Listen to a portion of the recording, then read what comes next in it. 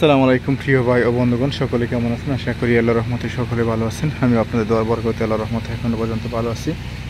প্রিয় ভাই ও বন্ধুগণ, আজকে আপনাদের মাঝে একদম অল্প জায়গায় 2 তলা ফাউন্ডেশন নিয়ে অল্প খরচে কীভাবে একটি বিল্ডিং করবেন তা নিয়ে থাকবে বিস্তারিত। তো বন্ধুরা, দেখুন যে আমরা একটি বিল্ডিংয়ের কলাম পর্যন্ত এখন পর্যন্ত ঢালাই করা হয়েছে। কলম ঢালার পর আমরা এখন ছাদ ঢালাই করব।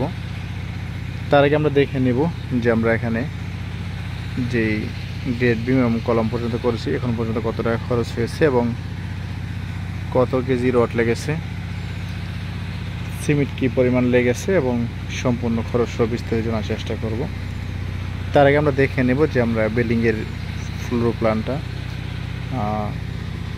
রুম কয়টা হবে।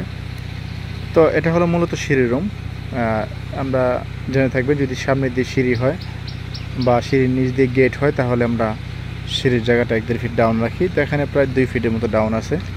এখানে চাইলে আর একটা ইট বসানো যাবে বা 2টা ইট বসানো যাবে এই নিচে।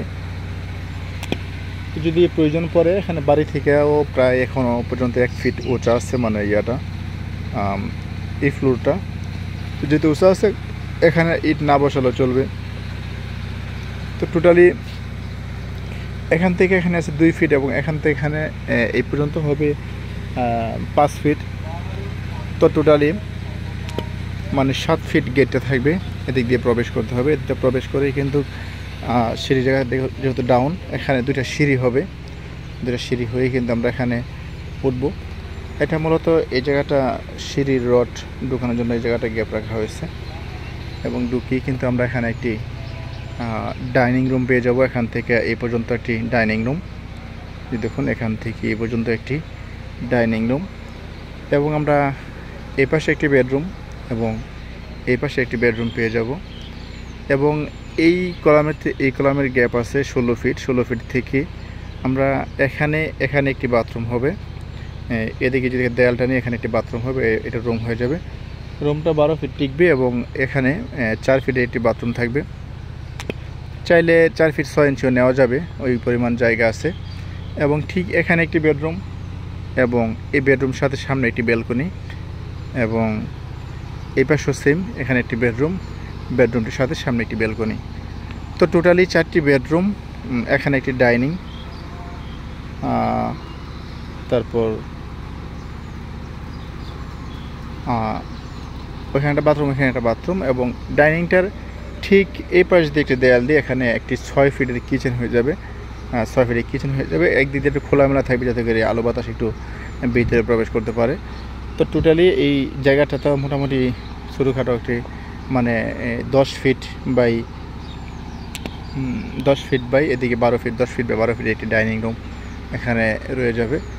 তো সব কিছু মিলিয়ে অল্প জায়গার ভিতরে যেভাবে একটি সুন্দর করে ড্রয়িং করা যায় সেভাবে ড্রয়িংগুলো করা হয়েছে। এই রুমগুলো 12 ফিট বাই 12 ফিট হবে এবং সামনের রুমগুলো 13 ফিট বাই 13.5 ফিট হবে, মোটামুটি স্ট্যান্ডার্ড সাইজের বেডরুমগুলো। তো সব কিছু মিলিয়ে কিন্তু আপনার চাইলে মানে এরকমভাবে আপনার ড্রয়িংটা দেখে মাত্র 3 শতকের চেয়ে একটু কম জায়গা, 1300 স্কোয়ার হবে। আপনি জেনে থাকবেন 3 শতকে প্রায় 1380 স্কোয়ারের মতো হয়, এখানে 1300 স্কোয়ারের মতো হবে। তো এই জায়গাটুকু আপনার চাইলে এই জায়গার ভিতরে এই বিল্ডিংটি করে নিতে পারেন। তো এখনও পর্যন্ত প্রায় 2 টনের মতো রড লেগেছে এবং সিমেন্ট লেগেছে প্রায় 250 ব্যাগের মতো।